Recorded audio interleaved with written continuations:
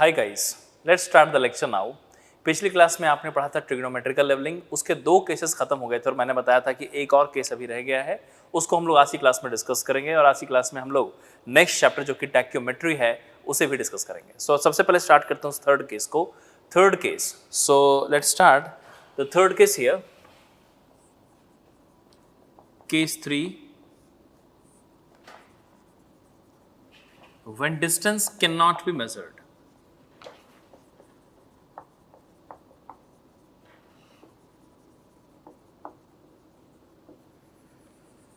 When distance cannot be measured.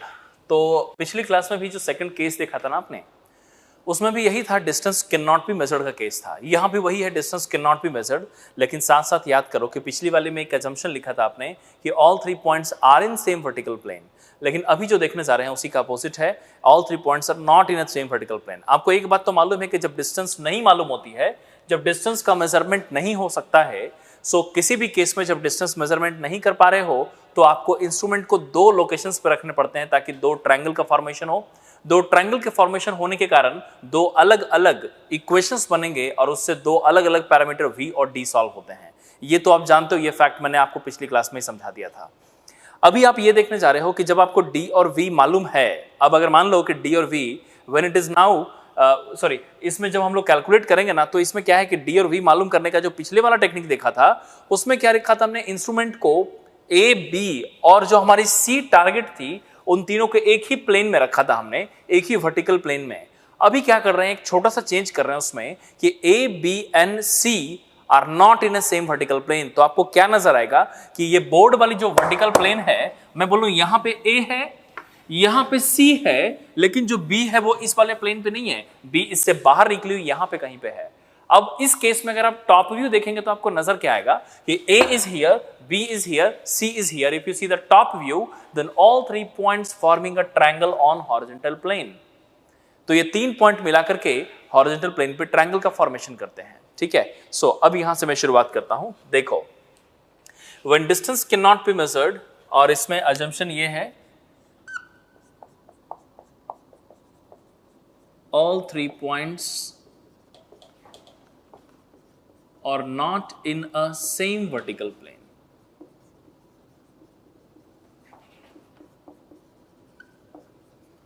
All 3 points are not in a same vertical plane. ठीक है, when distance cannot be measured, all 3 points are not in a same vertical plane. अब ऐसे situation में मैं सबसे पहले आपको एक कंडीशन दिखाता हूं कि किस तरीके से वर्कआउट करते हैं और क्या है सिचुएशन। तो एक डायग्राम पहले देखो कि अलग अलग सिचुएशंस में, कि एक है यहाँ पे, this one is the point and here is the target. Here is the benchmark we have. This one is the benchmark. चलो थोड़ा सा ये हेडिंग लिख लेना आप, ये थोड़ा सा और जगह की जरूरत है, ये हेडिंग को आप लिख लीजिए, मैं इसको मिटा रहा हूं अभी। हेडिंग लिख लिया होगा।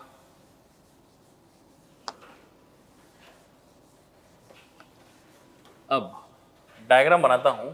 सो केस देखो, सबसे पहले कि we are going to consider a case, इसमें हमने आपको ये कुछ इस तरीके से दिखाया है ग्राउंड।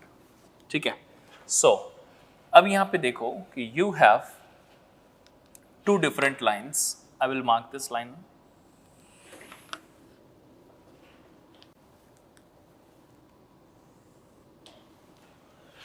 एक इंस्ट्रूमेंट की पोजीशन, ये है दूसरी इंस्ट्रूमेंट की position, like this.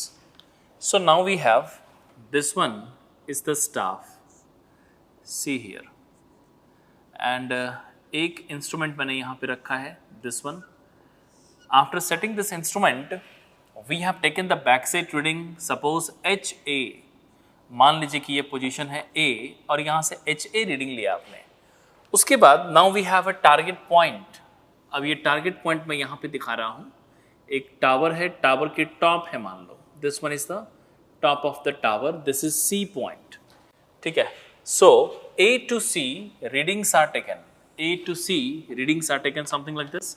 So after setting the instrument position A, the backside reading HA taken, and then the theta A is also taken.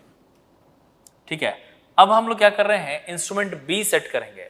लेकिन पहले तो आप ये समझो कि ए और सी यहां पे है, बी को मैं इसी लाइन ऑफ एक्शन पे सेट नहीं कर रहा हूं, बी को मैं कहीं यहां सेट कर रहा हूं, मतलब ए यहां है और बी यहां पे है इस जगह पे, तो यहां पे बी सेट किया और बी से सी हम लोग ऐसे रीडिंग लेंगे दिस।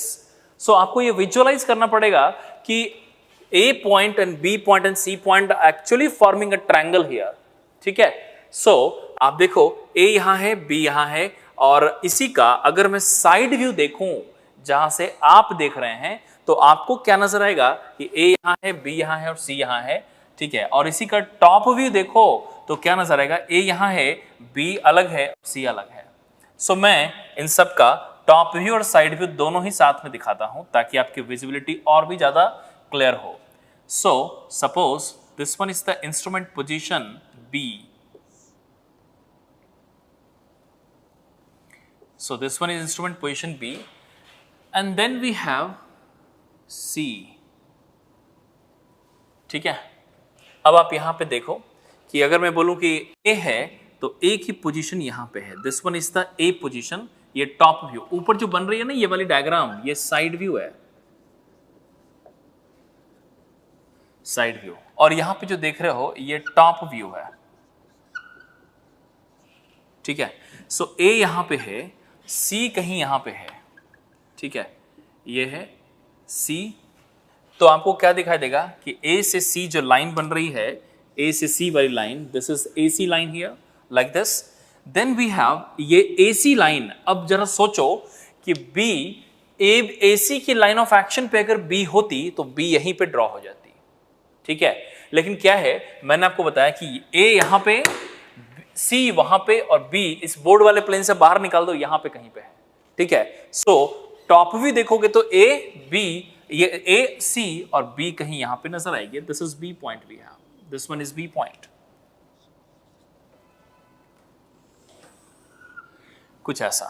अब आप खुद ही देखो, ये जैसे A पोजीशन है तो उसका साइड व्यू में A आपको यहां नजर आया, साइड व्यू में B यहां नजर आया, लेकिन उसी का टॉप भी देखो तो A यहां है, B यहां नहीं है, B यहां से किसी एंगल पे है यहां पे, ठीक है। अब इस एंगल को मैं एक नाम देता हूं, this is alpha angle here, this is alpha, ठीक है। और B से A और C के बीच में जो एंगल बनी है, मान लेते हैं कि ये बीटा एंगल है, this is alpha and beta, ठीक है। एंड अब B से C, वो ये वाली लाइन है B से C, ठीक है। अब मैं बोलूं हमने क्या किया, अब B से C, पहले B से एक बैक साइड रीडिंग लेंगे, so this back side reading HB taken, ठीक है। ये हमारी ग्राउंड, B से बैक साइड लिया, और अब क्या करेंगे, angle of elevation to target C, so this angle of elevation to C point like this,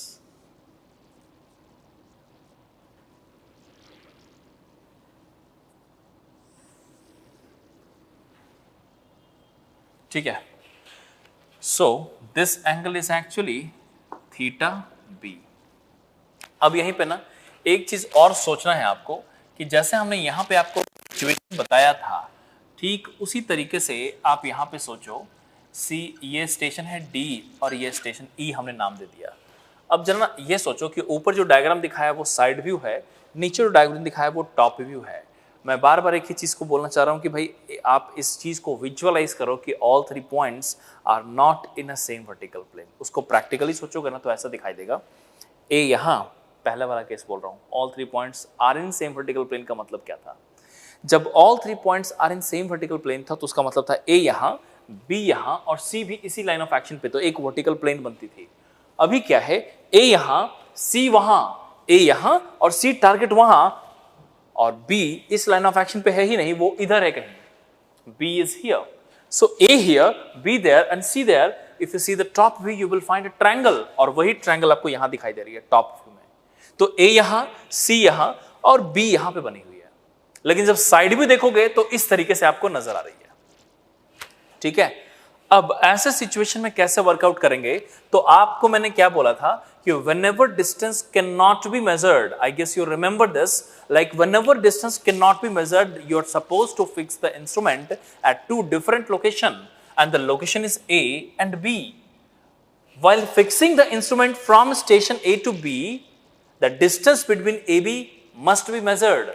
तो ये वाली डिस्टेंस हमारी मेजरमेंट हो जानी चाहिए, और इसका नाम मैं दे रहा हूं दिस इज बी डिस्टेंस। हमने पिछले वाले केस में भी इसका नाम बी दिया था, लेकिन वो क्या था ना, AC के लाइन ऑफ एक्शन पर ही था क्योंकि तीनों सेम वर्टिकल में थी। तो यहां पे ये बी मालूम, ठीक है।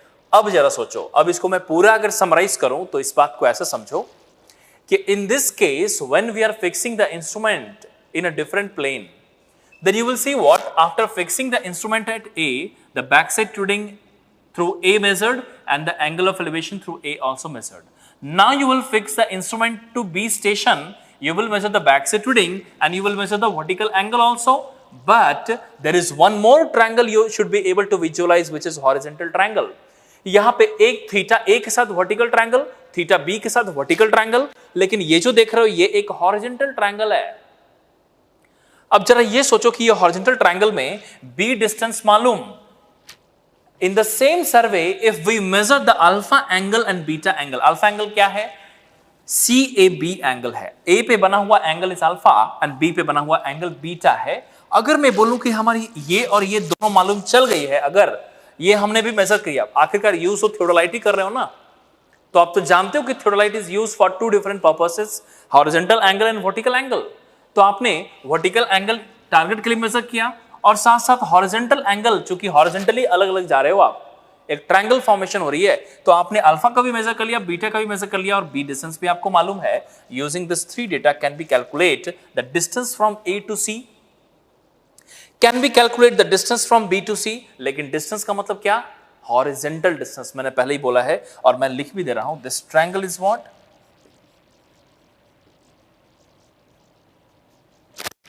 horizontal plane triangle।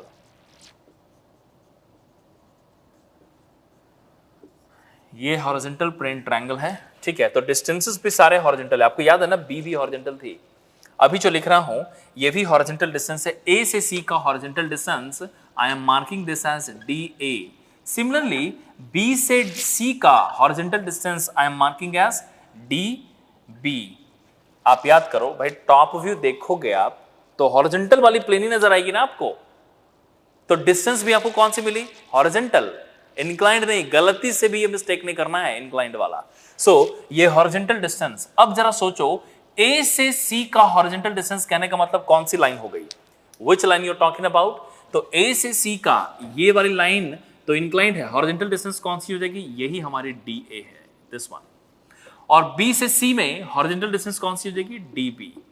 अब अगर आप में से किसी को भी ये कंफ्यूजन आ रही हो कि भाई A से C अगर DA है तो वो तो ये वाली होनी चाहिए, अगर ऐसा दिमाग आ रहा है, थोड़ा सा भी कंफ्यूजन हो रहा है, मैं आपको बोलूंगा वीडियो को थोड़ा सा प्रीवियस कीजिए और सिर्फ विजुअलाइजेशन, ये टॉपिक ही ऐसा है ना कि सिर्फ विजुअलाइजेशन से ही समझ सकते हो आप, ओनली जो मैं आपको लगातार विजुअलाइजेशन करा रहा हूं। कि आप यहां पर समझिए कि A है, B है, C है, ये तीन एक प्लेन पे है ही नहीं, ये तीन कुछ ऐसा है, A यहां, B यहां, C यहां। मैं बोलूंगा A से C कुछ ऐसा दिखाई दिया लाइन, लेकिन जब डिस्टेंस बोलते हैं तो ये देखते हैं हम लोग, और टॉप व्यू में देखोगे तो हॉरिजॉन्टली तो दिखाई देगी, ठीक है। सो ये B डिस्टेंस मालूम और ये हमने नाम दिया है DA एंड DB, ठीक है। अब आप सोचो कि DA मालूम, DB मालूम कर लोगे क्या, क्योंकि आपको अल्फा एंगल और बीटा एंगल मालूम और B डिस्टेंस को यूज करते हुए DA and DB we can calculate. And once you know DA and DB, understand what is the significance of this DA in this particular vertical triangle. तो DA is what? Horizontal. तो इस particular vertical triangle के अंदर ये triangle vertical है, लेकिन ये AC वाली line तो horizontal है, ठीक है। तो जब ये मिल गई, can we find what is this particular height? This V?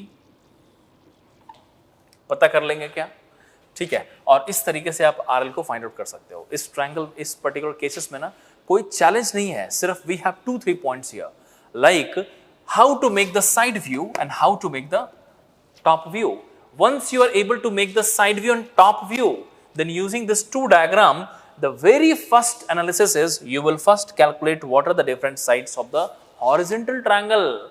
Once you get the data of horizontal triangle, we will use this data in the vertical triangle। जैसे कि मान लो कि DA मिल गई आपको, तो इस ट्रायंगल ACD में, इस ट्रायंगल के अंदर वर्टिकल एंगल थीटा A मालूम और DA भी मालूम, तो क्या V निकाल लेंगे हम लोग, बस यही है इसका चैलेंज। तो आप इसमें बस इतना ही समझिए कि जब भी हम लोग केस 3 की बात करते हैं ना, देन 2-3 चीजें हैं जो आपको हमेशा ध्यान रखना है कि भाई वर्टिकल और हॉरिजॉन्टल है, इस बात को समझिए। तो ये जो ट्रायंगल दिखाया ना, ये हॉरिजॉन्टल प्लेन ट्रायंगल है, और ये जो देख रहे हो दिस,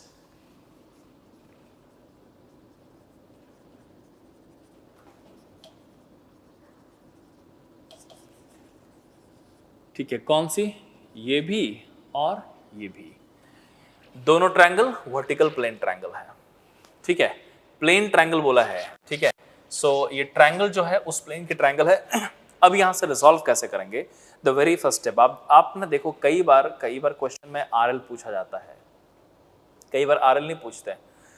किसी किसी क्वेश्चन में आपको आरएल दिया जाएगा और किसी किसी क्वेश्चन में आपसे ये पूछेगा कि कैलकुलेट द वर्टिकल एंगल। बस इतना ध्यान रखो कि जब भी कभी ऐसा केस बनता है ना, that all 3 points are not in a same vertical plane.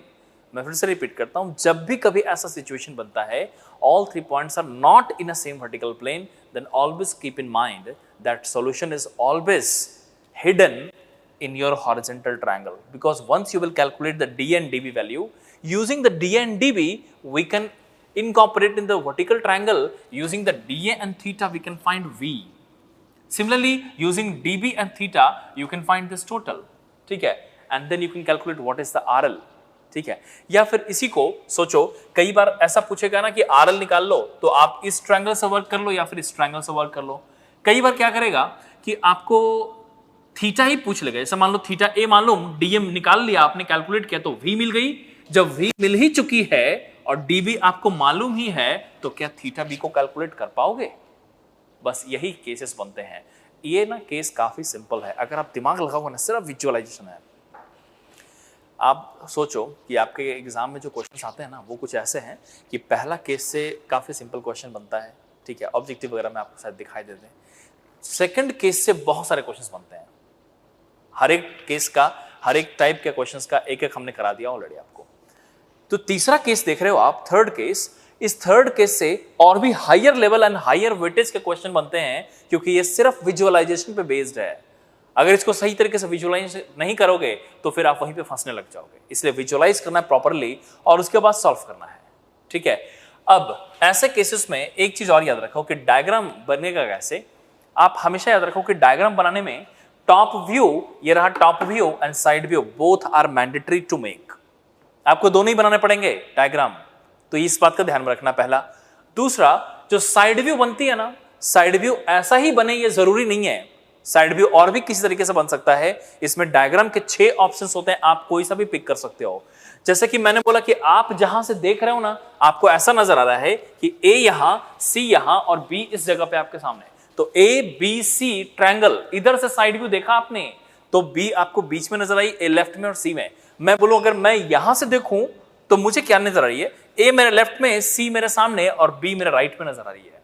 तो मेरा जो साइड व्यू होगा ऐसा होगा, ए C B.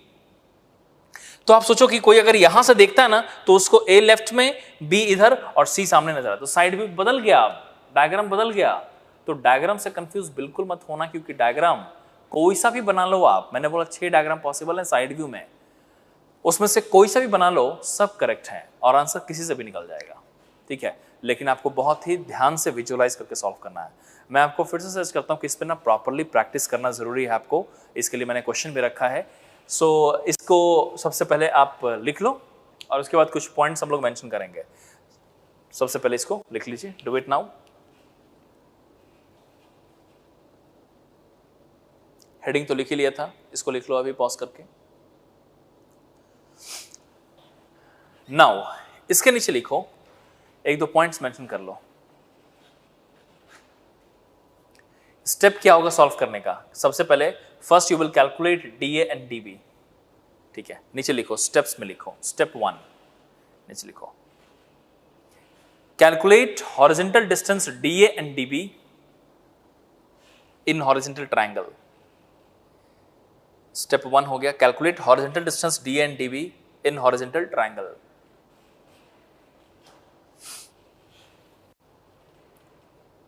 Now second step में लिखो, using DA and dB calculate the elevation in vertical triangle. Using DA and dB calculate elevation in vertical triangle. Calculate elevation in vertical triangle. ठीक है, तो वहीं पे डिस्टेंस निकल गई, एलिवेशन निकल गई, तो सिर्फ बचा क्या, आरएल निकालना, आसानी से वर्कआउट कर लोगे।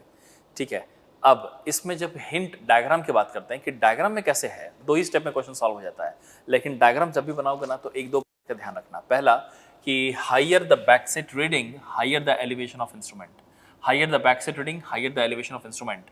लेकिन यहाँ पे ये मत सोचना कि नज़दीक है तो ज़्यादा एंगल, दूर है तो कम एंगल, क्योंकि यहाँ पे साइड व्यू 3 डायमेंशनल है।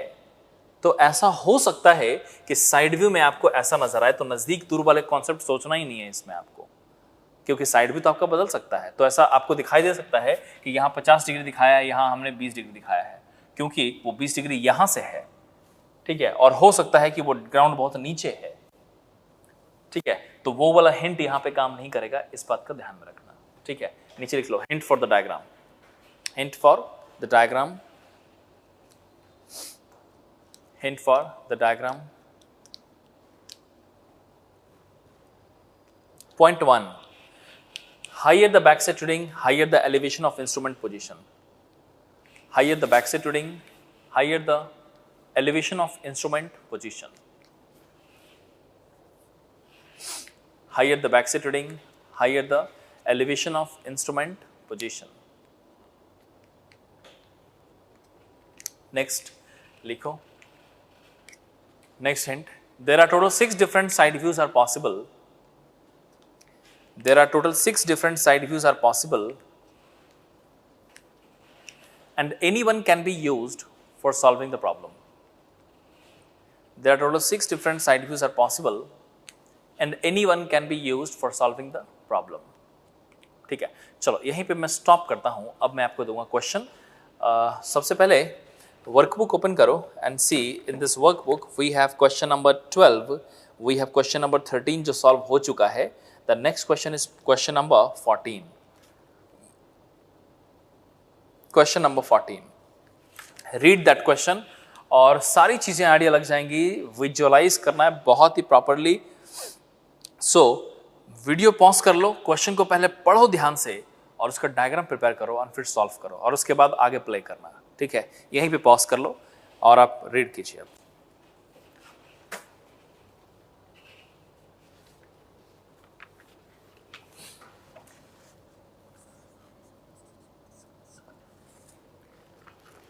आई होप कि आपने अटेम्प्ट कर लिया हुआ क्वेश्चन को। अब यहां से मैं आगे बढ़ता हूं। क्वेश्चन नंबर 14 में आई विल शो यू, यहाँ पे 2 पॉइंट्स हैं, ए और बी 50 मीटर की डिस्टेंस पे है, तो बी की वैल्यू दी हुई है 50 मीटर। फिर है एंगल दिया हुआ है, एंगल ए पे है BAC कितना है, alpha is equal to 60 degree, और बीटा जो ABC है ये दिया हुआ है 50 डिग्री। चलो ये हो गया, हॉरिजॉन्टल ट्रायंगल का कंप्लीट हो गया। RL of the church spire at C, तो C पे एक चर्च है और क्वेश्चन कह रहा है चर्च स्पायर की बात, तो हम लोग बना देते हैं जैसा डायग्राम रिक्वायर्ड है। ये है चर्च स्पायर, ठीक है, ये चर्च स्पायर पॉइंट C।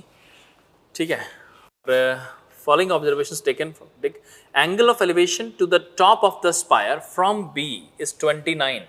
तो ये जो है ना B, ये है 29 डिग्री, और वहीं पे staff reading on the benchmark of RL 25 metre. तो ये जो देख रहे हो ये है बेंचमार्क और इसकी RL है, RL ऑफ बेंचमार्क दी हुई है 25 metre 25 metre.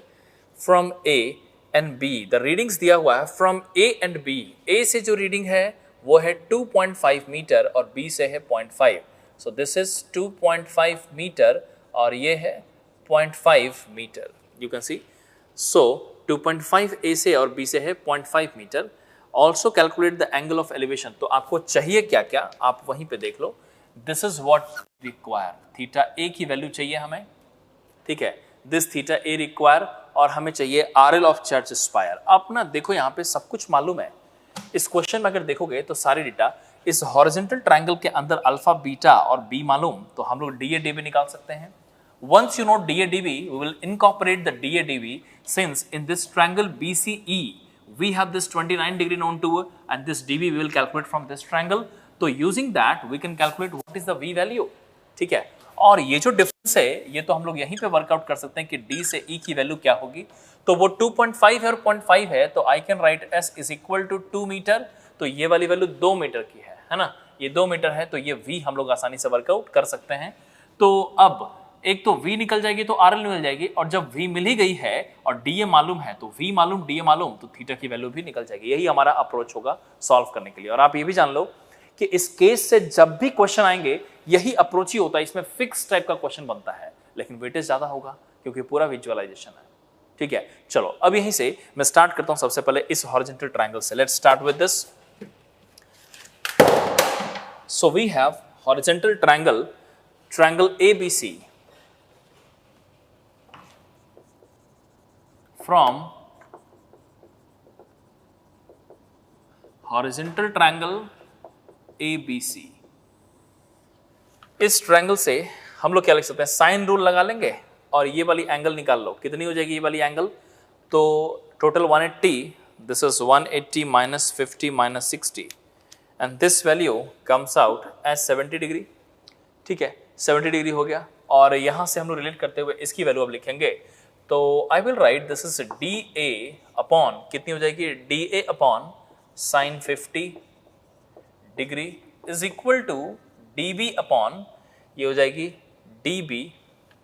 DB upon sine 60 degree, DA upon sine 50, DB upon sine 60 and this is 50 upon sine 70 degree, ठीक है। तो पहले यहां से DA और DB की वैल्यू पता करते हैं कितनी है, ठीक है। So this we can write, ये आ जाएगी यहां पे, this is sine 50 upon sine 70 multiplied by 50 and this value DA is 40.76 metre. फिर देखें यहाँ पे ये हो जाएगी sine 60 upon sine 70 multiplied by 50 and this is 46.08 metre, ठीक है। चलो DA और DB आपको मिल चुकी है, अब हम लोग क्या करेंगे, यहीं से जब DA DB मिल गई तो अब मैं सबसे पहला पार्ट सॉल्व करता हूं, A part of the question RL के लिए। हम लोग क्या लिख सकते हैं, फ्रॉम ट्रायंगल, इस वाले ट्रायंगल से आ जाओ, हमें कौन से ट्रायंगल में DB एंगल मालूम है, तो आप देखो इस ट्रायंगल को ध्यान से देखो तो आपको दिखाई देगा दिस ट्रायंगल दिस BCE, इस ट्रायंगल के अंदर BCE के अंदर you have this angle known to you, you have this DB known to you. Can we write V plus S, or we can write V plus 2 is equal to DB tan 29. So this triangle, this is BCE. इस triangle से, BCE triangle से we can write this is a V plus 2 is equal to DB. V plus 2 is equal to DB tan 29 degree. And इसकी value अगर निकालें तो ये V is equal to DB की value आ जाएगी 46.08 tan 29 डिग्री माइनस 2, चेक कर लो कितनी आ रही है, this multiplied by tan 29 minus 2 and this is coming as 23.54 metre as the value of V। अब जब V मिल चुकी है ना हमें, तो हम लोग RL निकालेंगे कैसे, सो यहीं पे हम लोग वर्कआउट कर लेंगे this RL of church spire. So this I can write RL of C is equal to, अब ये इक्वेशन कैसे लिखी जाएगी उसके लिए डायग्राम में देखो, लुक एट दिस नाउ।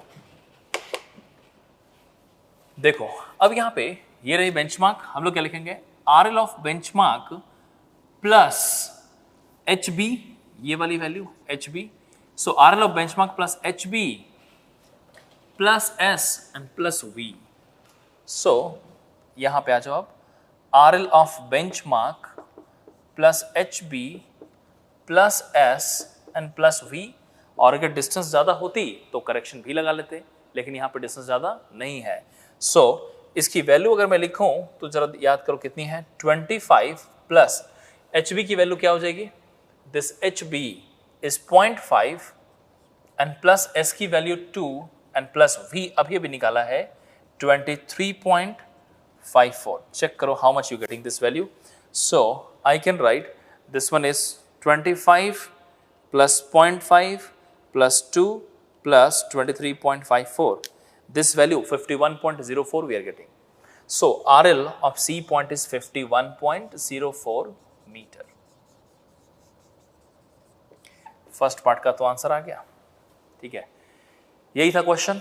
ठीक है, अब आप याद करो इसी का एक और भी पार्ट था. We have one more part of the question जो हम लोग आगे बढ़ रहे हैं बी में. और इस क्वेश्चन में पूछा क्या गया, इसी का सेकंड पार्ट में क्या पूछा गया है, they are basically asking what is the angle theta A. तो थीटा ए निकालोगे कैसे आप, तो आप उसके लिए इस ट्रायंगल में देखो. Look at this triangle now. ये रही थीटा ए के लिए एक ट्रायंगल ए सी डी. इस ट्रायंगल ए सी डी में देखो we have D A. D A अभी अभी निकाल चुके हैं आप, और वी भी निकाल चुके हैं आप. ठीक है, जब ये दोनों मालूम है तो थीटा निकाल लोगे. tan inverse V upon D A. So उस चीज को यहां देखो. Now see the second part of the question. B angle of elevation from A to C.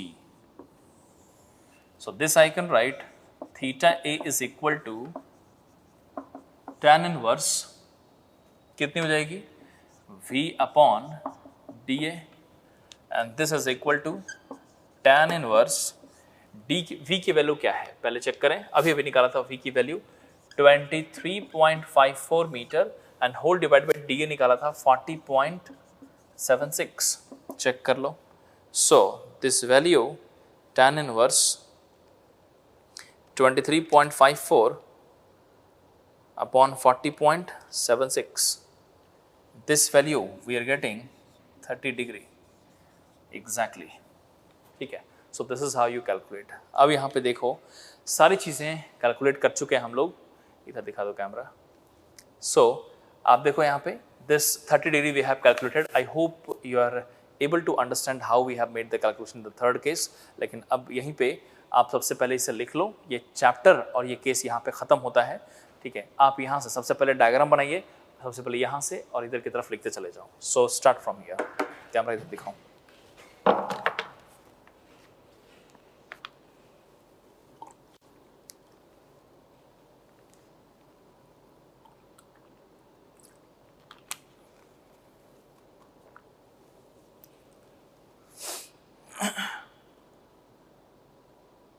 आगे भी दिखा दो उधर.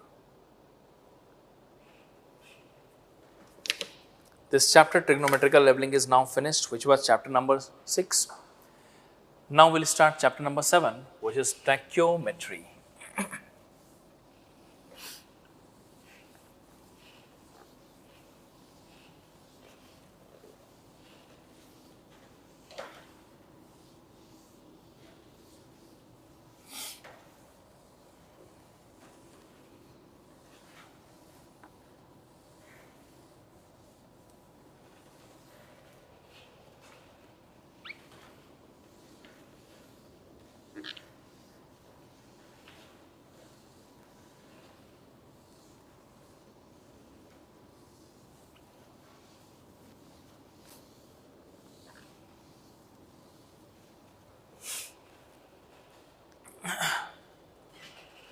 Chalo. Now we have chapter next. Chapter 7.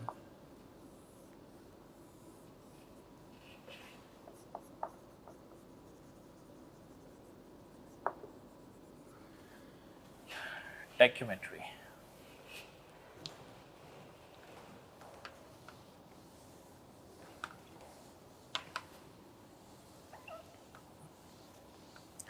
याद करो जब हमने थियोडोलाइट बताया था ना, जब हमने लेवलिंग की शुरुआत की थी वहां पे हमने एक चीज जिक्र किया था, क्रॉस हेयर. याद होगा आपको. क्रॉस हेयर में एक वर्टिकल लाइन और एक हॉरिजॉन्टल लाइन वाला केस तो मैंने आपको समझा रखा है. अभी क्या है कि आप उसी क्रॉस हेयर का एक एडवांस सिस्टम समझो कि क्रॉस हेयर में एक वर्टिकल लाइन जिसको वर्टिकल हेयर बोलते हैं और एक हॉरिजॉन्टल लाइन जिसको एक्सियल हेयर कहते हैं. उस एक्सियल हेयर के ऊपर और नीचे एक एक हॉरिजॉन्टल लाइन अगर मैं अलग से लगा दूं तो उसका नाम पहले जान लीजिए, that is known as the upper stadia and lower Stadia.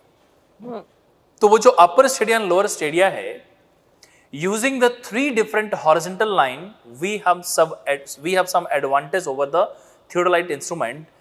This advantage is basically to calculate the horizontal distance between the 2 point. जरा सोचो कि अभी तक थियोडोलाइट का जब यूज किया आपने तो क्या क्या उसका यूज किया? हॉरिजॉन्टल एंगल का मेजरमेंट, वर्टिकल एंगल का मेजरमेंट और लेवलिंग में स्टाफ रीडिंग लेने के काम में आता था। अब यहीं पे सोचो कि आप इसी इंस्ट्रूमेंट को थोड़ा सा मॉडिफाई कर रहे हो just by putting 2 more lines in the cross hair which are known as the stadia cross hair. तो स्टेडिया क्रॉस हेयर लगा देने से we will have one advantage that we will be able to calculate the horizontal distance. ठीक है, अब यहीं पे समझिए, when in any theodolite 3 different lines are introduced in crosshair, the instrument is known as the tachyometer. है क्या? Tacheometer कुछ अलग से डिवाइस नहीं है, ये थियोडोलाइट का ही एक स्पेशल वर्जन है। आप समझिए, this tacheometer is the special type of theodolite in which there are 3 different horizontal line in the crosshair using which we will be able to calculate the horizontal distance. अब elevation तो वैसे ही निकाल पा रहे हैं हम लोग, हॉरिजॉन्टल डिस्टेंस भी निकाल पाएंगे, यही एडवांटेज है। इसको बोलते हैं हम लोग टैक्योमीटर। एक लाइन आप लिख लीजिए टैक्योमीटर में, राइट डाउन, लिखिए इसमें, tacheometer is a special theodolite, tacheometer is a special theodolite, tachymeter is a special theodolite with 3 horizontal lines in crosshair. Tachymeter is a special theodolite with 3 horizontal lines in crosshair through which 3 different staff readings are taken. Through which 3 different staff readings are taken. These 3 staff readings are used. These 3 staff readings are used to calculate the distance between instrument to staff. These 3 staff readings are used to calculate the distance between instrument to staff.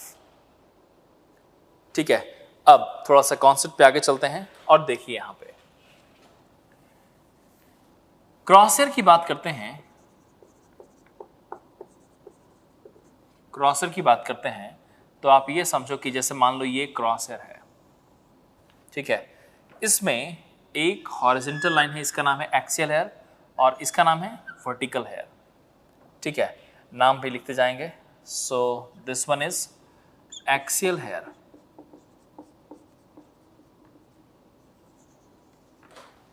This one is vertical hair.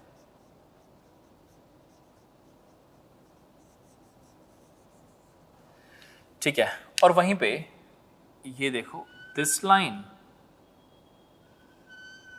And this line, ये जो 2 lines मैंने दिखाया आपको, ये actually Stadia markings हैं। ठीक है, तो यहाँ पे 3 हॉरिजॉन्टल लाइन सब मिला करके हो गए। सो ये जो देख रहे हो इसको बोलते हैं अपर स्टेडिया, और ये जो देख रहे हो दिस, इसको बोलते हैं लोअर स्टेडिया।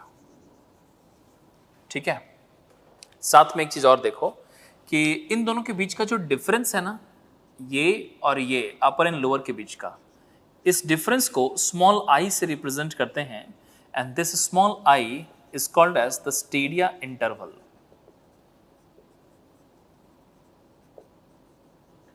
Stadia interval. तो सबसे पहले तो आपको ये समझना है कि क्रॉस हेयर में जो हमने आपको दिखाया ये स्टेडिया क्रॉस हेयर कहलाती है। All together you can call it as stadia cross hair. जब स्टेडिया मार्किंग आ जाती है तो इसका नाम हो जाता है स्टेडिया क्रॉस हेयर।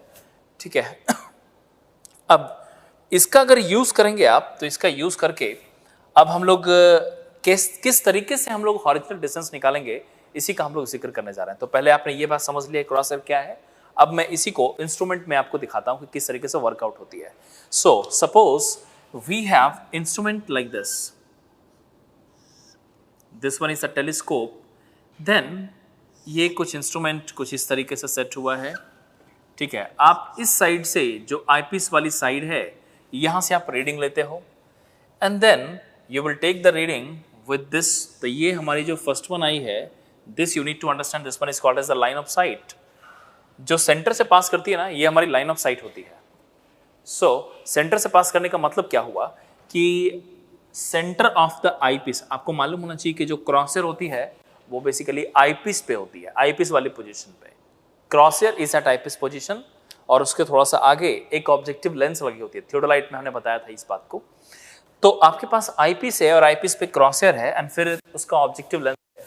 तो सेंटर ऑफ आईपीस का मतलब ये वाला पॉइंट, ये जो देख रहे हो दिस पॉइंट, और सेंटर ऑफ ऑब्जेक्टिव लेंस भी रही होगी। उन दोनों से पास करने वाली लाइन हमारी लाइन ऑफ साइट थी, और उसी लाइन को मैंने यहाँ पे ब्लू कलर से ड्रॉ किया है। So this you can see, this line is basically the line of sight. ठीक है, now we have the stadia line.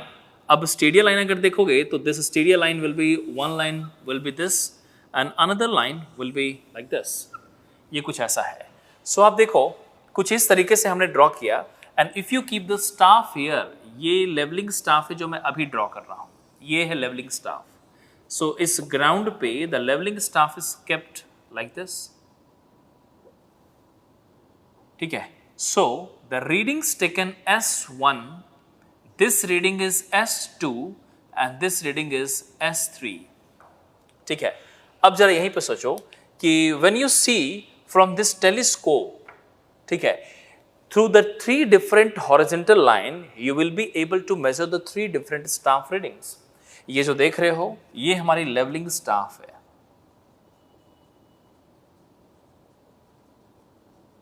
ठीक है, और ये जो देख रहे हो this one is the tacheometer. ठीक है, अब इस टैक्योमीटर से जब हमने लेवलिंग स्टाफ पे रीडिंग लिया, then we are getting three different staff reading. उसका नोटेशन बॉटम से टॉप की तरफ देखते हैं हमेशा, और वो होती है S1, S2, S3, कुछ ऐसे। साथ में ये भी समझो कि जब आप यहां से रीडिंग लोगे ना, ठीक है, तो क्रॉस हेयर में आपको अपर स्टेडिया पे एक रीडिंग मिलेगी, एक एक्सियल पे मिलेगी और एक लोअर पे मिलेगी, और इन दोनों के डिफरेंस को ये जो देख रहे हो, this particular difference we are talking about, this particular difference is represented as capital S as known as the staff intercept। इसको बोलते हैं हम लोग staff intercept S। so S is basically किस में से किसको, S3 में से S1 को माइनस करेंगे और इसका नाम क्या हो जाएगा, staff intercept। ठीक है, अब साथ में एक चीज और देखो, आप जानते हो कि जब थियोडोलाइट को आप सेट करते हो तो दो टर्म आपको याद होगा, एक था ट्राइबैच, ठीक है, और एक था ट्राइवेट। तो ट्राइवेट तो नीचे होती है, उसके ऊपर होता है ट्राइबैच, एंड उसमें ही ट्राइबैच में ही एक हुक लगी होती है जो मैंने थियोडोलाइट के डिस्कशन में आपको बता रखा है। तो जो हुक लगी होती है ना, उस हुक से एक प्लम बॉब को आप हैंग करते हो और उससे सेट करते हो पोजीशन ऑफ द ग्राउंड। ठीक है, position of the instrument on the ground, this process is known as the centering. तो उस पर्टिकुलर पोजीशन से इस स्टाफ तक की डिस्टेंस कितनी होगी, this is the distance from the instrument to the staff, this particular. Now think about, like we have this D and S। can you think about like D and S both are interrelated? ये D और S दोनों ही आपस में relation रखते हैं। कैसे relation रखते हैं ये भी आप सोच सकते हो। आप खुद ही सोचो कि अगर मैं स्टाफ को थोड़ा सा पास में लेके आ जाऊं तो स्टाफ इंटरसेप्ट कम होकर के इतनी बचेगी, तो डिस्टेंस भी कम हो गई, स्टाफ इंटरसेप्ट भी कम हो गई। आप एक काम करो, स्टाफ को और दूर लेके जाओ तो डिस्टेंस बढ़ जाएगी और स्टाफ इंटरसेप्ट भी बढ़ जाएगी। तो आपको तो सबसे पहले यह समझ में आना चाहिए कि भाई S और D के साथ में रिलेशन कुछ ऐसा है कि as D increases S also increases. Distance increase करोगे स्टाफ इंटरसेप्ट भी बढ़ जाएगी, और इन दोनों में एक रिलेशनशिप स्टैब्लिश करती है जिसको हम लोग टैक्योमीटर इक्वेशन के नाम से जानते हैं। अब यहीं पे सोचो कि जब टैक्योमीटर इक्वेशन की बात करते हैं ना, मतलब कि कैसे कैलकुलेट करें तीन स्टाफ रीडिंग को यूज करके डिस्टेंस, तो इन दोनों को आपस में रिलेट किया जाता है जिसको हम बोलते हैं टैक्योमीटर इक्वेशन। तो ये स्टाफ इंटरसेप्ट और डिस्टेंस को आपस में जो हम लोग इंटर रिलेट करेंगे, टैक्योमीटर इक्वेशन यहीं पे आती है। और वो टैक्योमीटर इक्वेशन लिखने के लिए एक मैंडेटरी रिक्वायरमेंट है कि जो लाइन ऑफ साइट है, इसको बोलते हैं, मिडिल वाले को बोल रहे हैं हम लोग line of site, this line of site must be perpendicular and if these two are perpendicular, like line of sight perpendicular to the staff, then we can write the tachymetry equation. What is that? I will show you. Now see here, if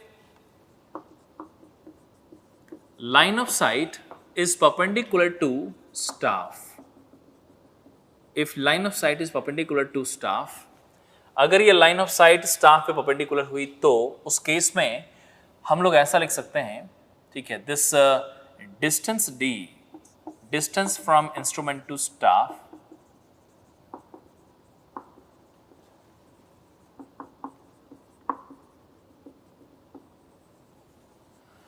I can write D is equal to Ks plus C. So D is equal to Ks plus C. So आप पहले इसको देख लो, यही है वो relation जिसको tacheometry equation कही जाती है.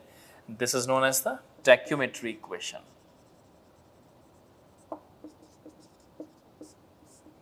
तो हम लोग जब टैक्यूमेट्री यूज करते हैं ना, तो आप देखो कि इन दोनों में आपस में एक रिलेशन स्टैब्लिश हो गया है कि डिस्टेंस s के साथ रिलेटेड है कुछ इस रिलेशंस के साथ.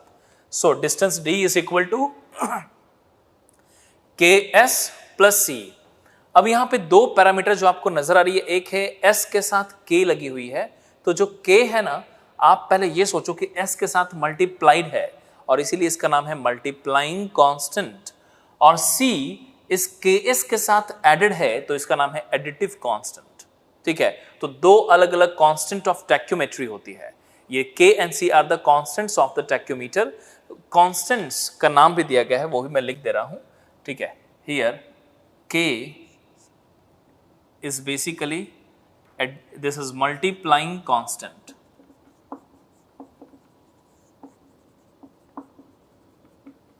and C is additive constant. ठीक है, ये क्या है? Constants of tachymeter.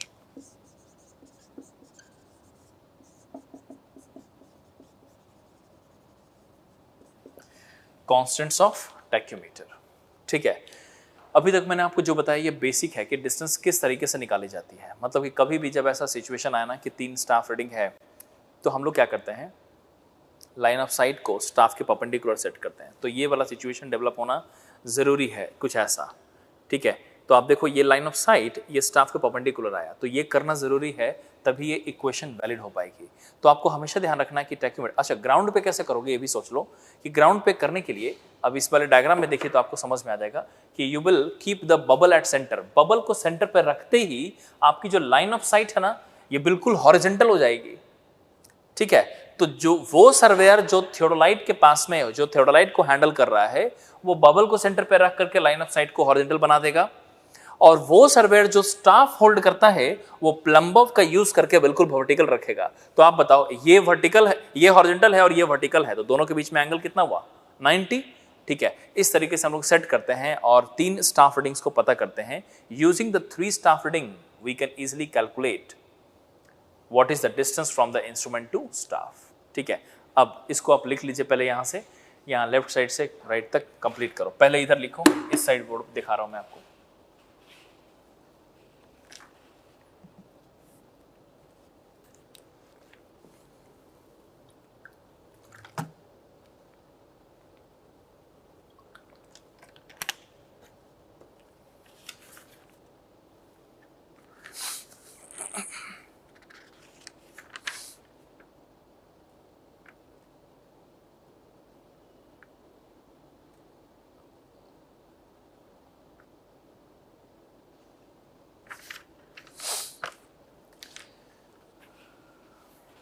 इधर दिखा दो. सो अगर आपने लिख लिया है तो एक क्वेश्चन का आंसर अभी आप कर सकते हो काफ़ी आसानी से. क्वेश्चन नंबर 11 पेज नंबर 80 पे है. क्वेश्चन नंबर 11 उसका आंसर करो. इसमें पूछा ही गया है कि what is the multiplying constant and additive constant. तो यहाँ पे 2 अलग अलग सिचुएशन है, उसको वर्कआउट कीजिए एंड क्वेश्चन नंबर 11 का आंसर कर सकते हैं. Do it now.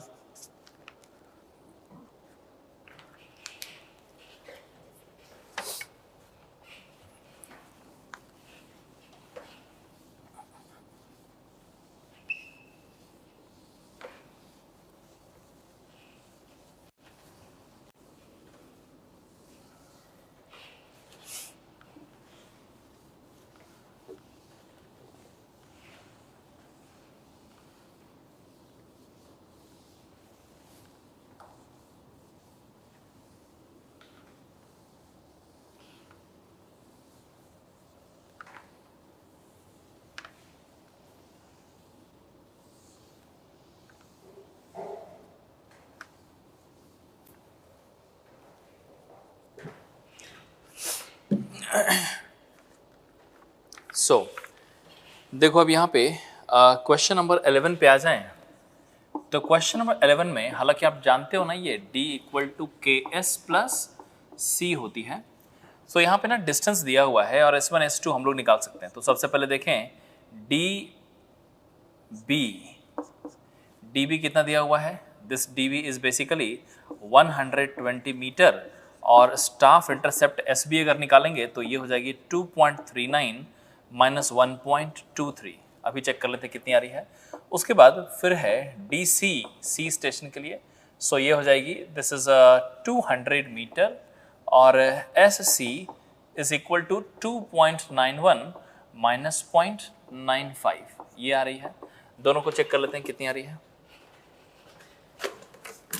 So this value 2.39 minus 1.23, this is 1.16 meter. ये आ रही 2.91 minus 0.95, it is 1.96। एक काम करते हैं, दोनों को लिख के क्वेश्चन लिखेंगे तो ये हो जाएगी this is 120 is equal to K S की वैल्यू हो जाएगी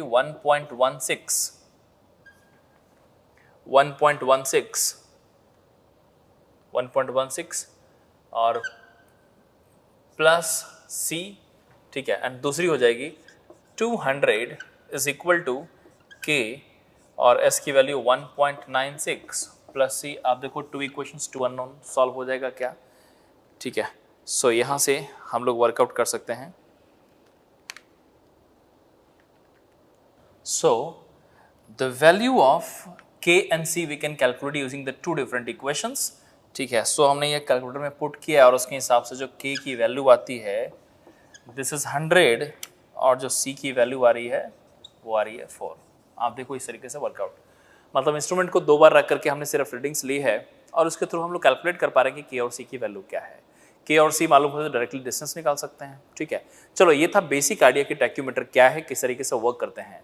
अब थोड़ा सा चलते हैं कि जो रिलेशंस बनी है, आप जानते हो कि d equal to K S plus सी है, ये रिलेशंस बनी किस तरीके से है, कहाँ से आई है, इसमें d का क्या सिग्निफिकेंस, सॉरी इसमें k का क्या सिग्निफिकेंस है और c जो कांस्टेंट ऑफ टैक्योमेट्री है वो k और c किस पे डिपेंड करती है, किस तरीके से बनी है। अब थोड़ा सा उसका डिटेलिंग करते हैं। तो अलग से एक हेडिंग लिखो, ऐसे लिखो अलग से, theory of tacheometer, right the next heading, theory of tacheometer.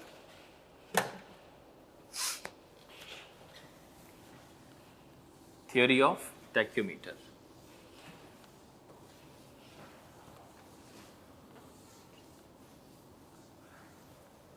देखो अब यहां से ना थोड़ा डायग्राम देखिए, इन लार्ज व्यू दिखा रहा हूं मैं आपको टेलीस्कोप का, एंड टेलीस्कोप से you can relate. So this is the telescope and here is the objective lens we have, ठीक है। And then we have the eyepiece position here, ये रही आईपीस की पोजीशन यहां पे, और ये टेलीस्कोप में ऑब्जेक्टिव लेंस, तो ये आईपीस और ये ऑब्जेक्टिव लेंस। अब यहाँ पे ना आईपीस पे मैंने आपको बताया था कि क्रॉस हेयर मार्क्ड होते हैं। तो क्रॉस हेयर में एक तो होगी सेंट्रल लाइन जो लाइन ऑफ साइट बनाती है, तो वो लाइन ऑफ साइट वाली line I will show you here something like this, ये लाइन ऑफ साइट वाली लाइन हो जाएगी, here it is O0। Similarly अब यहाँ पे ये है अपर स्टेडिया और ये है लोअर स्टेडिया। अब उसी को मैं क्रॉस हेयर में दिखाऊं तो आप समझ लो कि ये है cross hair, this one is the cross hair, this one is the axial hair, this one is the vertical hair, और ये अपर स्टेडिया मार्किंग और ये यहाँ पे लोअर स्टेडिया मार्किंग। तो उसके कॉरस्पॉन्डिंग जब मैं यहाँ से देखूंगा ना तो आप जानते हो ना कि ये यहाँ से कुछ ऐसे इस तरीके से होगी। सो अगर मैं यहाँ से देखूंगा तो इस तरीके से आपको क्रॉस हेयर में 3 अलग अलग लाइंस नजर आए, और उसी के कॉरस्पॉन्डिंग जो यहाँ पे लाइन बनेगी उसको जरा सोचो पहले आप कि this is the point we have up to this, this is the line we have up to this. अब यहाँ से लेंस का थ्योरी यूज हो रहा है, बेसिकली 2 अलग अलग लेंस हैं तो लेंस का थ्योरी यूज हो रहा है इसके डेरिवेशन के लिए। So it is something like this. Now you can understand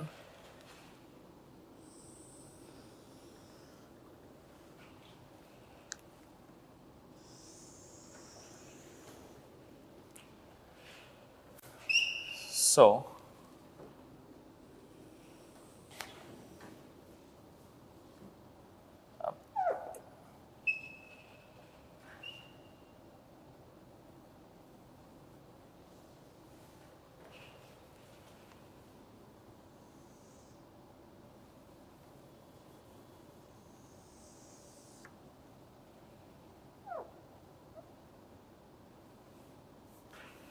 देखिए, डायग्राम को पहले ना ध्यान से समझना है, तभी आप डेरिवेशन के साथ इजीली प्ले कर पाओगे। सो आप सोचो कि ये जो यहाँ पे रीडिंग मिली है, दिस रीडिंग, और ये जो रीडिंग मिली है और ये जो रीडिंग मिली है, first of all you think about it, this reading is S1, this reading is S2 and here this reading is S3। ये यहाँ पे लेवलिंग स्टाफ है and then you can understand कि अब यहाँ पे जो लाइंस बने हैं ना, उसको थोड़ा सा ध्यान से समझना। मैं यहाँ पे कुछ दिखाता हूँ आपको। ये रेड कलर की लाइन को डॉटेड कर दिया। पोजीशन समझिएगा कि ऑप्टिकल सेंटर कहाँ है, फोकस कहाँ है, और उसके हिसाब से वर्टिकल एक्सिस ऑफ इंस्ट्रूमेंट, जिसके बारे में ऑलरेडी मैं आपको थियोडोलाइट में बता चुका हूँ।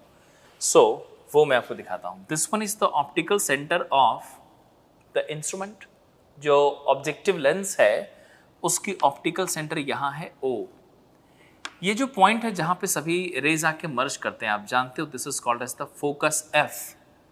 साथ में आप ये भी जानते हो कि इस ऑप्टिकल सेंटर से फोकस तक की जो डिस्टेंस होती है उसको हम लोग फोकल लेंथ कहते हैं।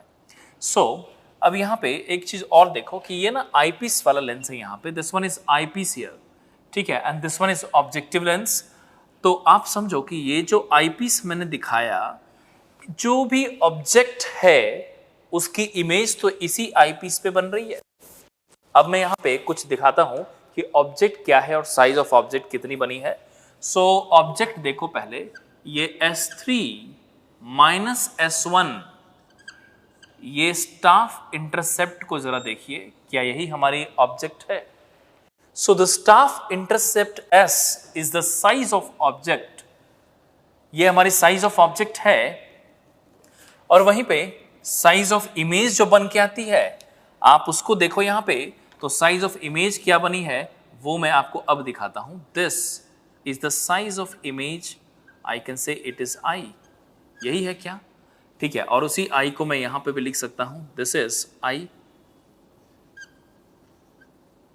This one is I.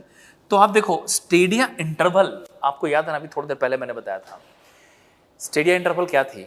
Upper Stadia और लोअर स्टेडिया के बीच की डिफरेंस थी जिसको स्टेडिया इंटरवल कहते थे। वही स्टेडिया इंटरवल आप यहां देख रहे हो, look at this, this is the stadia interval I, और इसी आई के करस्पॉन्डिंग जो ऑब्जेक्ट साइज दिखाई दे रहा है वो S है। तो मैं ऐसा बोल सकता हूं कि S is the size of object and I, जिसको स्टेडिया इंटरवल कह रहे हैं, is the size of image. ठीक है, अब यहीं से आप जानते हो कि साइज ऑफ ऑब्जेक्ट है, साइज ऑफ इमेज है। तो आपने अपने 11th क्लास में जब लेंस पढ़ा होगा तो उस समय नोटेशन शायद आपको याद रहा होगा कि नोटेशन ली जाती है ऑप्टिकल सेंटर की पोजीशन से, और वहां से हम लोग U एंड V डिस्टेंस बोलते थे कि लोकेशन कितना है, और वो भी मैं आपको यहां पे दिखाता हूं। Suppose this one is the position of the lens, position of the optical centre, then with respect to this position we have some notations. Let me write this, this is the size, this is the distance of object from optical center, and this is, ये रही position of the image, so distance of the image is V from optical center। वहीं पे देखो ये F है focus, तो ये वाली डिस्टेंस को हम लोग बोलते थे फोकल लेंथ F। मैंने वही नोटेशन यूज किया जो आपने लेंस में पढ़ा होगा। तो आप देखो ये फोकल लेंथ F दिखाया मैंने ऑप्टिकल सेंटर से फोकस तक, फिर दिखाया इस ऑप्टिकल सेंटर से ऑब्जेक्ट जो स्टाफ है डिस्टेंस इज U, और इसी O से यहां तक की डिस्टेंस V। पहले तो आप U, V और F को सोचो, तो आपके दिमाग में अभी एक रिलेशन याद आया होगा जो आपने पढ़ रखा है। I guess you remember 1/U + 1/V is equal to 1/F। Lens पर डिपेंड करता था, कई बार किसी किसी केसेस में हम लोग माइनस भी लेते हैं, लेकिन जो हमारा केस अभी है इसमें प्लस होगी। 1/U + 1/V is equal to 1/F। ठीक है, डायरेक्शन पे और लेंस के टाइप पे डिपेंड करता था कि रिलेशंस कैसा लिखते थे। तो यहाँ पे जो है कि 1/u + 1/v = 1/f है। आगे बढ़ते हैं। मैंने आपको u v f तीन चीज तो समझा दिया, साथ में समझाया स्टाफ इंटरसेप्ट s है जो s3 - s1 है, और फिर समझाया स्टेडिया इंटरवल i है जो दोनों स्टेडिया के बीच के डिफरेंस है। लेकिन एक चीज और सोचो, अब जो टेलीस्कोप है वो दो, थोड़ा सा थियोडोलाइट का चीज याद दिलाता हूं, दो ए फ्रेम था, एलिडेड फ्रेम, याद होगा आपको। एलिडेड फ्रेम में टेलीस्कोप लगी हुई है कहीं पे, और वहीं पे उसी के नीचे जो हमारी प्लेट थी हॉरिजॉन्टल वाली, और उसके नीचे जो हमारी ट्राइवेट एंड ट्राइबैच थी, उसमें हमने क्या किया था, एक प्लम्बब को हैंग किया था। तो प्लम्बब को हैंग करने से जो एक्सिस बनती थी उसका नाम वर्टिकल एक्सिस था। अब मैं वहीं पे एक vertical axis of the instrument show करता हूं। So this vertical axis of the instrument is here.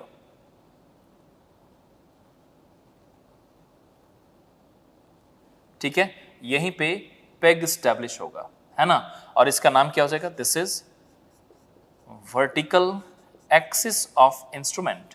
ये हमारी वर्टिकल एक्सिस ऑफ इंस्ट्रूमेंट है। मैं काम करता हूं, ये जो पेग दिखाया हमने, अब मैं बोलूं कि वर्टिकल एक्सिस से ऑप्टिकल सेंटर तक की डिस्टेंस को हमने स्मॉल d नाम दे दिया। तो पहले तो नोटेशन समझ लो। नोटेशन d क्या है, d is basically the distance of vertical axis from optical centre. अब आगे बढ़ने से पहले ना, मैं हर एक चीज को इस तरीके से समझो, हर एक चीज का लोकेशन ऑप्टिकल सेंटर से देखा जा रहा है। फोकल लेंथ ऑप्टिकल सेंटर से, distance of vertical axis optical centre से, distance of object u optical centre से, distance of image optical centre से। ठीक है, और यहीं पे अब मैं आपसे एक चीज पूछूं कि what is the distance from the instrument to the staff. तो डिस्टेंस इंस्ट्रूमेंट बोलें तो इंस्ट्रूमेंट की वर्टिकल एक्सिस ये रही, और यहां से स्टाफ तक की डिस्टेंस अगर मैं पूछूं तो आप इस वाले डिस्टेंस की बात कर रहे हो, this is d, this distance we are talking about. हम लोग ये देखने जा रहे हैं कि कैसे आई है इक्वेशन जो आपने पढ़ा ना, d = k + c, वो बनती कैसे है, how we are framing the equation, ये हम लोग पढ़ रहे हैं। तो उसका डेरिवेशन है d = k + c का, वही हम लोग देख रहे हैं। तो मैंने आपको अभी तक सिर्फ डायग्राम ही समझाया है। एक दो पॉइंट और देखो कि आप ना इस वाले का नाम जानते हो। इस वाले, ये कौन सा स्टेडिया है, तो आप बोलोगे अपर। ये कौन सा है, लोअर। तो बताओ अपर स्टेडिया पे जो रीडिंग मिलेगी, सबसे ग्रेटर वाली, स्मॉलर वाली या मिडल वाली, कौन सी मिलेगी। तो आप डायग्राम देख करके इजीली बता सकते हो कि अपर स्टेडिया पे रीडिंग सबसे स्मॉलेस्ट नजर आएगी। देखो इसके कॉरेस्पॉन्डिंग सबसे नीचे वाली रीडिंग। ठीक है, अब देखो लोअर स्टेडिया पे सबसे हाईयर रीडिंग नजर आएगी, और मिडल पे तो मिडल हो गई ही। ठीक है, तो कई बार क्वेश्चन में जब डेटा मिलेगा ना, तो ऐसा लिखा रहेगा, समथिंग डेटा लिखा रहेगा टॉप, फिर लिखा रहेगा बॉटम। तो बच्चे उसमें ऐसा कंफ्यूज होता है कि टॉप है तो ज्यादा होनी चाहिए, ऐसा नहीं है। टॉप पे जो रीडिंग है वो कम दिखाई देगी आपको। ठीक है, ऐसे बॉटम की रीडिंग है वो ज्यादा दिखाई देगी, इस तरीके से होती है। तो कंफ्यूज नहीं होना है उसमें।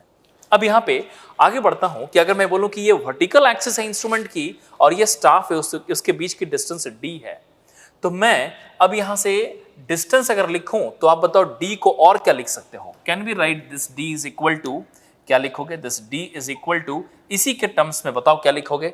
तो यहां से यहां तक कितना हुआ d, और यहां से यहां तक कितना हुआ u। So can we write it is d plus u। अब हम लोग यहां से डेरिवेशन की शुरुआत करेंगे। आई होप कि आपको सारे टर्म्स समझ में आ गए होंगे, ये डायग्राम समझ में आ चुका होगा।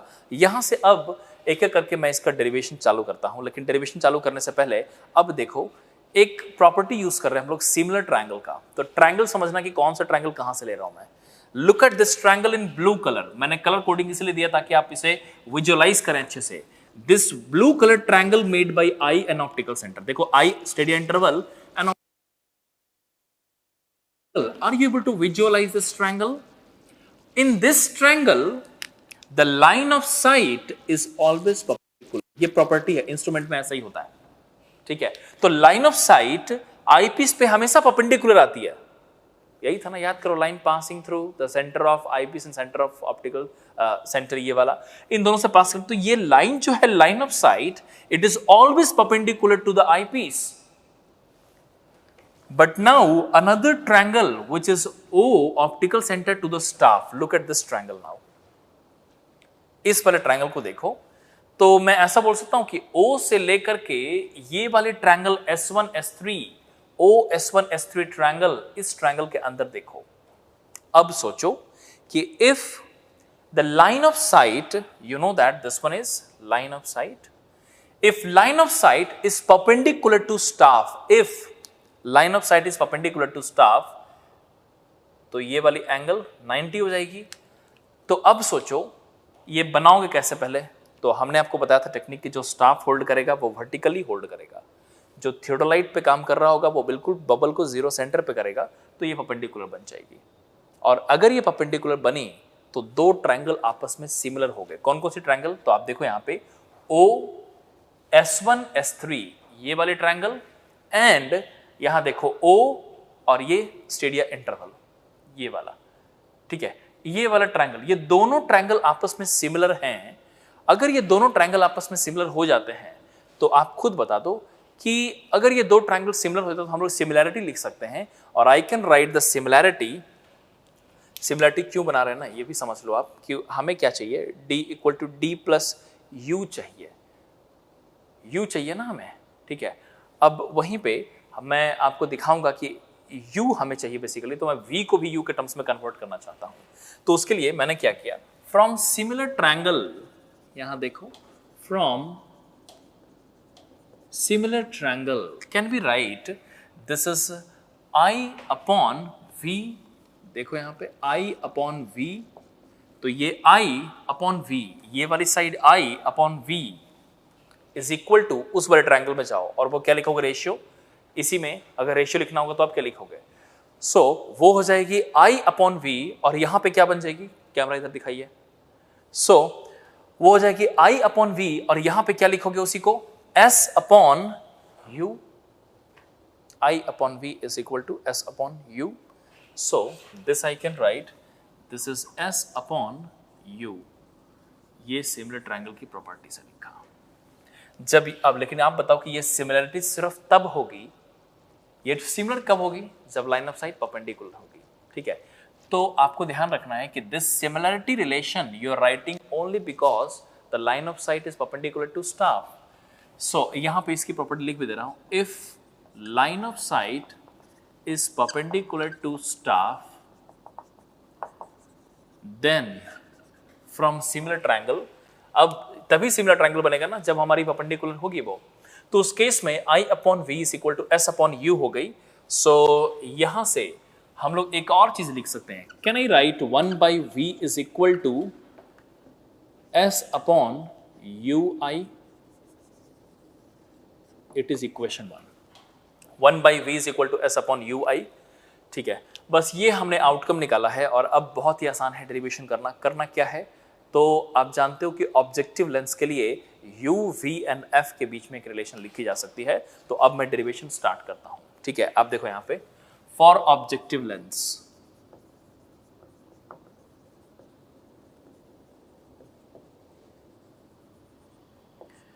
One by U plus 1 by V is equal to 1 by F।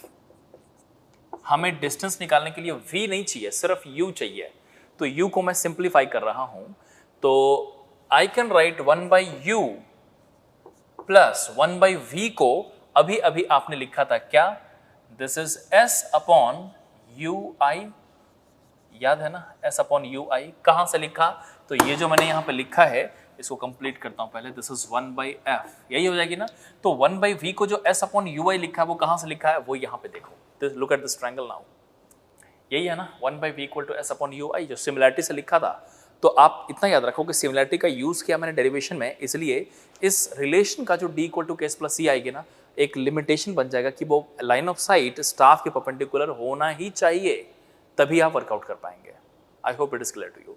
Now आगे बढ़ते हैं, और देखो यहाँ पे ऑब्जेक्टिव लेंस में 1 बाई U is equal to S upon UI is equal to this, थोड़ा थोड़ा सिंप्लीफाई करते चलो, 1 by U taken common, so it becomes what, it is 1 plus S upon I, ठीक है, is equal to 1 by F, और simplify करो तो F को इधर ले आओ, U को उधर ले जाओ, तो ये हो जाएगी F 1 plus S upon I is equal to u, और सिंप्लीफाई कर दो, so I can write u is equal to f plus f upon I into S,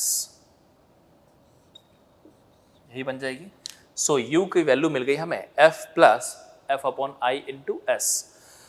और अब मैं लिखूंगा यहां पे डिस्टेंस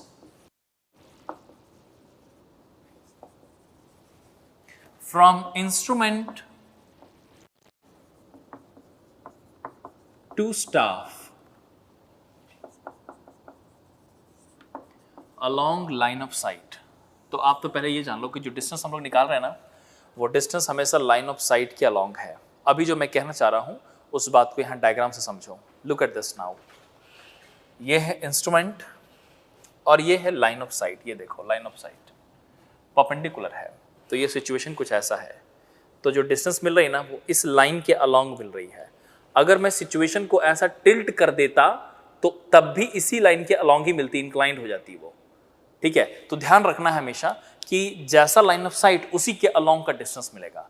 तो मैंने आपको पहले बता दिया कि distance from instrument to staff along line of sight, अब उसकी वैल्यू अगर मैं लिखूं तो अभी अभी मैंने लिखा था कि d is equal to small d plus U. अब इसी को मैं सिंप्लीफाई करूंगा, this d is equal to, I will mark this d is equal to small d plus, अब इसकी वैल्यू यहां पे कुछ ऐसा है, u की वैल्यू अभी अभी हमने निकाल लिया क्या है, so this is f plus f upon I into S, यही था ना u की वैल्यू। और इसी को अगर मैं सिंप्लीफाई करूं, so I can write this d is equal to, d is equal to, this is f upon I into S plus f plus d। और आप देखो यहां पे कि this particular value f upon I is multiplied with s and f plus d is added with s. So now I will show you, look at this relation now, और इसी को simplify करके लिखा गया है। ठीक है, this now implies that we write as d is equal to ks plus c, और यहीं पे ये रही k और ये रही c, यही रिलेशन लिखा गया ना।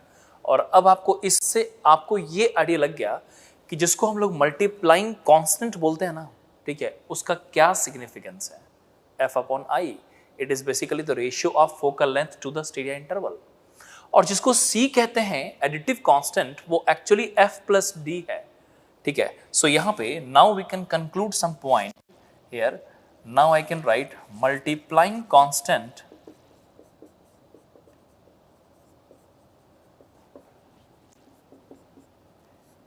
k is equal to f upon I, वहीं पे एडिटिव कांस्टेंट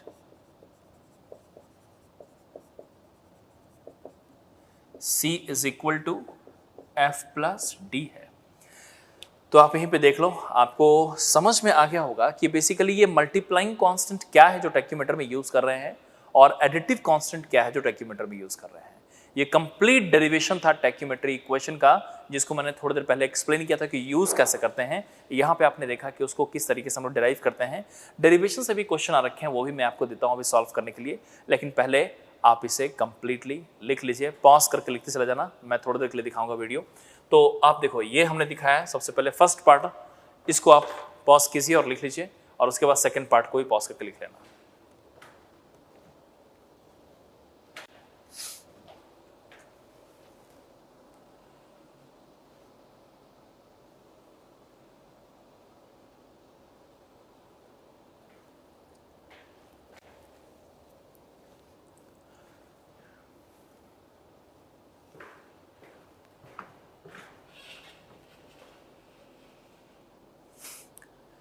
चलो, आई होप कि आपने ये कंप्लीट कर लिया होगा। अभी कुछ नोटेशंस लिख लीजिए इसी के नीचे कि नोटेशंस क्या क्या हैं, उसको मेंशन करो। तो सबसे पहले मेंशन करो इसमें small I stadia interval, right it down. उसी के नीचे लिखते चले जाओ, small I stadia interval capital S staff intercept, capital S staff intercept, capital S staff intercept. तीसरा लिखो small F focal length, small F focal length, small u distance of object from optical center, distance of object from optical center of objective lens, distance of object from optical center of objective lens, ठीक है। small v distance of image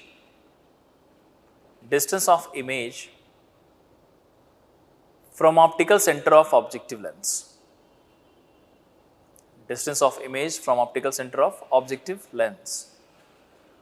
और उसके बाद small d, write it down, small d is the distance of vertical axis of instrument, distance of vertical axis of instrument from optical center from optical center of objective lens, vertical axis of instrument from optical center of objective lens। ठीक है, चलो ये सारे terms हो गए, आई हो गया, S हो गया, F D U and V. तो यहाँ पे सारी चीजें कंप्लीट हो गई हैं, डेरिवेशन कंप्लीट। आई होप कि आपको ये समझ में आया होगा। अब इसको यूज करते हुए कुछ क्वेश्चंस हैं जो आ रखे हैं, वो मैं आपको देता हूं इस पे। So just turn the workbook and solve question number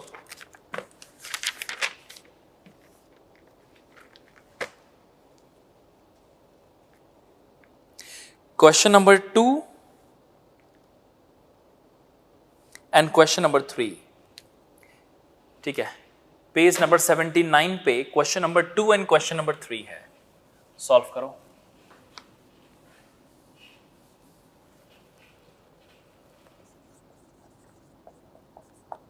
page 79 question number 2 question number 3, दोनों क्वेश्चंस आपको आंसर करने हैं, सॉल्व कीजिए, आपसे बन जाना चाहिए सब।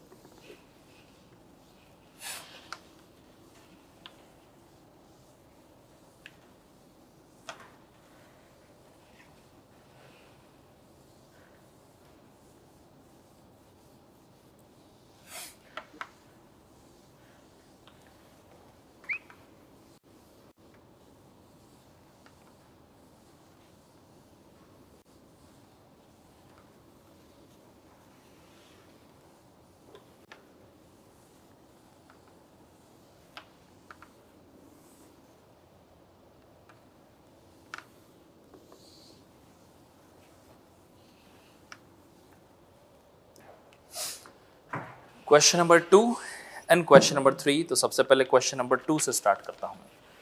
देखो इस क्वेश्चन नंबर 2 में लिखा क्या क्या है, उसको प्रॉपर्ली विजुअलाइज करना। लिखा है focal length of the objective glass is given as 200 mm। चलो ठीक है। The distance between the vertical axis of tacheometer and the optical centre of object glass, D की वैल्यू दी हुई है 100 mm।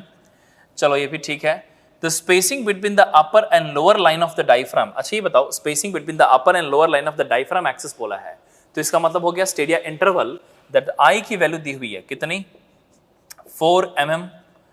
चलो ठीक है। With the line of collimation perfectly horizontal, the staff intercepts are, लिखा है staff intercepts are 1 metre top पे दिखाई दिया, 1 मीटर टॉप पे दिखाई दिया, 2 मीटर मिडल पे और 3 मीटर बॉटम पे। अब देख रहे हो बॉटम मतलब लोअर स्टेडिया की रीडिंग सबसे ज्यादा 3 और अपर स्टेडिया जो टॉप पे दिखाई दी उसकी रीडिंग सबसे कम।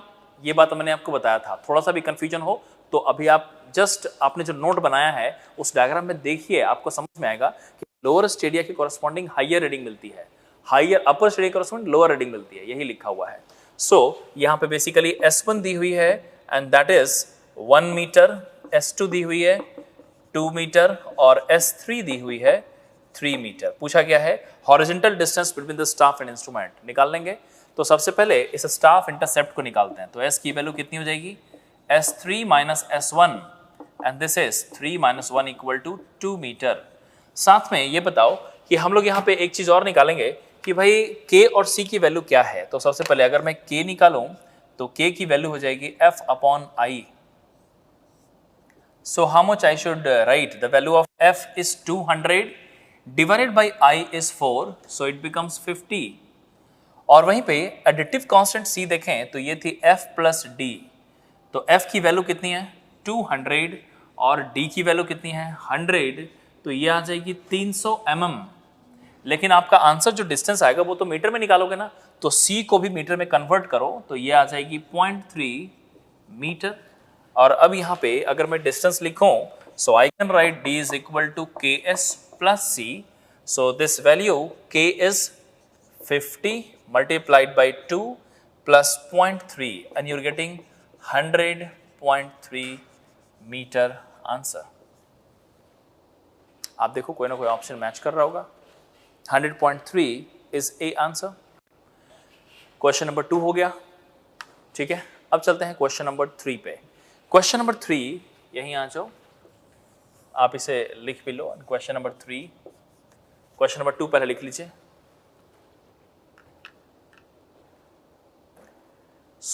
अब हम लोग यहाँ पे क्वेश्चन नंबर 3 पढ़ेंगे। क्वेश्चन नंबर 3 में लिखा है in an external focusing tacheometer the fixed interval between the stadia hair, fixed interval बोला है, इसका मतलब आई की वैल्यू 5 mm, चलो ठीक है। And the focal length F की वैल्यू है 25 सेंटीमीटर, यूनिट बदल गया है, ध्यान से सॉल्व करना है। And distance of the vertical axis of instrument from the optical centre of objective lens that is D is 15 centimetre, ऐसा दिया हुआ है। Then constant of tacheometer are, आपको के और सी की वैल्यू निकालनी, निकल जाएगा, काफी आसान है। क्या करने वाले हैं तो सबसे पहले हम लोग निकालेंगे के multiplying constant F upon I, और इसकी वैल्यू हो जाएगी 25 अपॉन आई की वैल्यू आप बता दो 25 सेंटीमीटर है ना, तो इसकी mm में निकालोगे तो कितनी हो जाएगी 250 mm, और ये हो जाएगी 150 mm। तो ये हो जाएगी 250 mm डिवाइडेड बाई 5 mm, तो k की वैल्यू आ गई 50। और c की वैल्यू निकालें तो ये हो जाएगी f प्लस d, तो f की वैल्यू कितनी है 250 और d की वैल्यू कितनी है 150, तो कितनी आ जाएगी 400 mm। आंसर मीटर्स में लिखा है इन्होंने, ठीक है। उस तरीके से ये आ जाएगा 0.4 मीटर। आप खुद ही देख लो, यहीं पे final answer k is equal to 50 and c is equal to 0.4, ये आ गया। आपको सोचिए कितना आ जाएगा आंसर फिर इसका 50 एंड 0.4 का ऑप्शन है डी। आई होप कि आपको ये समझ में आया होगा। इस तरीके से रिजॉल्व करते हैं, ठीक है। तो अभी तक जो आपने पढ़ा ना टैक्योमेट्री में, वो था कांस्टेंट ऑफ टैक्योमेट्री, टैक्योमीटर क्या है, किस तरीके से उससे डेरिवेशन होती है, किस तरीके से उसमें वर्कआउट करते हैं, ये सारी चीज़ें आपने अभी तक कवर किया है। लेकिन अब हम लोग जाएंगे कि आपने जो सिचुएशन देखा ना, आपने यही लिखा था कि the 3 different staff readings will help you to calculate the horizontal distance, और आपने देख लिया किस तरीके से निकालते हैं, उसी का आपने एक एग्जाम्पल यहाँ पे भी देखा। तो हॉरिजॉन्टल डिस्टेंस तो आप निकाल लोगे, काफ़ी आसान है, लेकिन क्या हम लोग सिर्फ हॉरिजॉन्टल डिस्टेंस के साथ ही वर्क करेंगे? जरा सोचो, एक प्रॉब्लम ये आएगी कि कई बार सिचुएशन ऐसा आएगा ना कि staff and line of site perpendicular हो जाएगी तब तो ठीक है, लेकिन कई बार नहीं भी हो पाएगी। कब नहीं होगी? जैसे मान लो एक हिल के ऊपर स्टाफ रखा मैंने और नीचे से साइट कर रहा हूं, तो होगा क्या कि एक स्टाफ है और उस पर 3 लाइन ऐसे आ रही है, तो ये तो परपेंडिकुलर नहीं हो पा रहा है, तो क्या उसमें टैक्योमेट्री इक्वेशन नहीं लिख पाएंगे? इसका आंसर हुआ, आप समझिए, कभी भी जब ऐसा सिचुएशन आए ना कि the line of sight when it is not perpendicular to the staff, then of course we cannot write the tachymetry equation directly, but we can use the technique in that case also and we can work out in that case। मतलब कि perpendicular हुई तब तो well and good, आसानी से solve हो जाता है, लेकिन perpendicular नहीं भी हुआ ना, तो ऐसा नहीं कि आप नहीं लिख पाएंगे, आपको टेक्निक यूज करना पड़ेगा, और वो टेक्निक हमारा अगला टॉपिक है, ठीक है, टैक्योमेट्री इस चैप्टर के अंदर, ठीक है। बट आज की क्लास बस इतना ही तक। We'll meet in the next class, और आगे के कॉन्सेप्ट को हम लोग डिस्कस करेंगे, how to work with the tacheometry in the different conditions when the staff is not perpendicular to the line of sight, ठीक है। तो ये सारी चीजें अगली क्लास में। So we'll meet in the next class. Thank you.